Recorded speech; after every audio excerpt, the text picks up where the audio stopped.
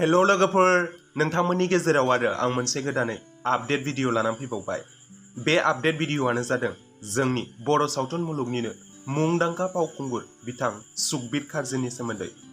नोंथांमोनाथ' बयबो मिथिखायो बिथां सुखबीर काrzीहा सासे फिसाजो दङ, जायनि मुङानो जादों प्रिस्किलिन काrzee।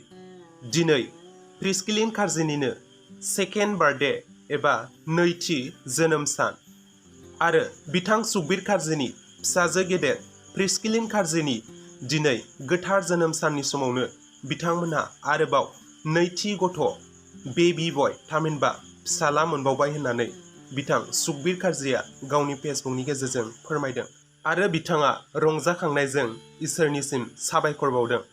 आंनि गोसो गोरबोनिफ्रायबो बिथां सुखबीर काrzीनि न'खरनिसिम जोबोद कंग्रेचुलेसन्स जासिहरबाय आरो बेजों लोगोसेनो बिथां सुखबीर काrzीनि फिसाजो गेदेर प्रिस्किलिन काrzीनि गोथार जोनोम साननिबो आंनि गोसो गोरबोनिफ्राय गाहाम हामलायनायखौ जासिहरबाय। आपडेटआ बेनोसैमोन लोगोफोर। नोंथांमोनहा बे आपडेटखौ खोनानानै मोजां मोनबायब्ला भिडिअखौ लाइक खालामदो, कमेन्ट खालामदो आरो चेनेलखौबो दासिमबो साबस्क्राइब खालामनानै लायाखैब्ला चेनेलखौ साबस्क्राइब खालामनायजों लोगोसे सेरावनो थानाय नटिफिकेसननि बेल आइकनखौबो अल थुनानै होदो।